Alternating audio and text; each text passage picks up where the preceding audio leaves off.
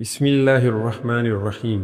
سید جزائری اپنی کتاب انوار نعمانیہ میں لکھتے ہیں، ایک بادشاہ اپنے خدمتگاروں اور سپاہیوں کے ساتھ سامان سفر تیار کر کے ایک روز شکار پر گیا۔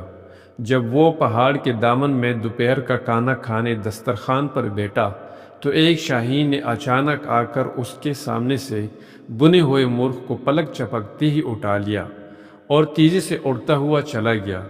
بادشاہ یہ بنا ہوا مرغ کھانا چاہتا تھا، لیکن وہ دیکھتا کا دیکھتا ہی رہ گیا۔ اس نے فوراً ہی اپنے سپاہیوں کو حکم دیا کہ گھوڑوں پر سوار ہو کر شاہین کا پیچھا کرے اور مرغ واپس لے کر آئے۔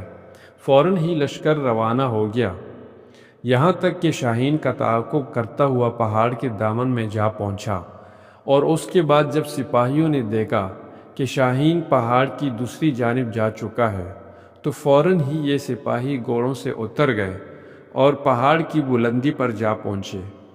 پہاڑ کی دوسری جانب پہنچنے کے بعد انہوں نے بڑا عجیب و غریب منظر دیکھا۔ ان کے سامنے ایک شخص تھا جس کے ہاتھ اور پاؤں بدنے ہوئے تھے اور وہ زمین پر پڑا ہوا تھا، اور بنا ہوا مرغ دسترخوان سے اٹھا کر لانے والا شاہین بڑے مزے سے اس شخص کے مہمان نوازی کر رہا تھا۔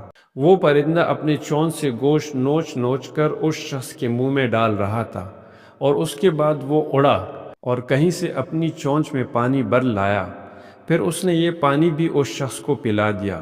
سپاہی اس شخص کے قریب پہنچے اور اس کے ہاتھ پاؤں کھول کر پوچھا کہ یہ کیا ماجرا ہے؟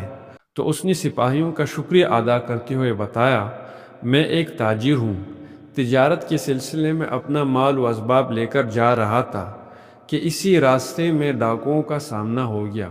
وہ میرا مال و اسباب لوٹ کر لے گئے۔ وہ چاہتے تھے کہ مجھے قتل کر دے، لیکن میں نے ان سے التجا کی کہ وہ مجھے جان سے نہ مارے۔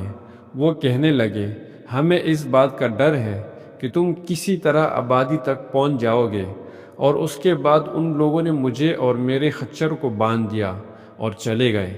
پھر دوسرے دن یہ پرندہ میرے لیے کہیں سے روٹی لے کر آیا، اور آج یہ بنا ہوا مرغ لے آیا ہے۔